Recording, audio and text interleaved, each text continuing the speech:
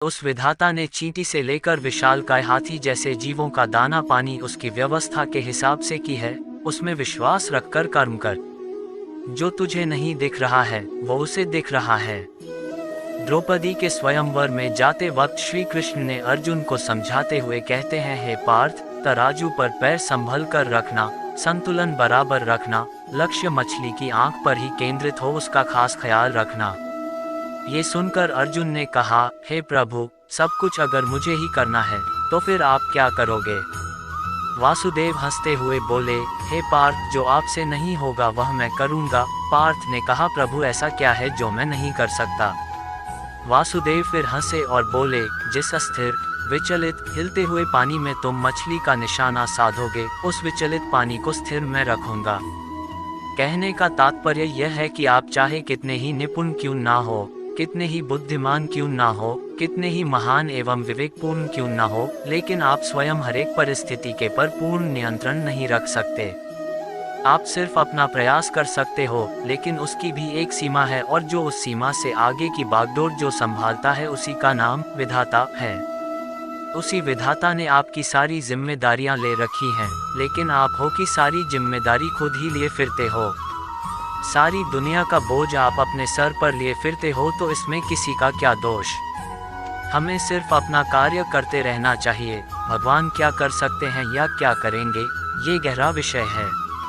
उस विधाता ने इतनी बड़ी दुनिया बनाई, विशाल समुद्र बनाया, उसमें रहने वाले विशालकाय जीवों के जीवन की डोर बनाई, उनके लिए दाना पानी की व्यवस्था की, हजारों लाखों टन पानी को समुद्र से उठाकर हजारों मील दूर आवश्यकता के स्थान पर बिना किसी साधन के बारिश के रूप में पहुंचाना, एक छोटे से बीज में वृक्ष का विस्तार भर देना, और उसमें किस मौसम में पत्ते गिरेंगे, किस मौसम में नए फल फूल आएंगे, ये सब कुछ उस नन्हे से बीज में प्रोग्रामिंग भर देना। उस विधाता ने चींटी से लेकर विशालकाय हाथी जैसे जीवों का दाना पानी उसकी व्यवस्था के हिसाब से की है।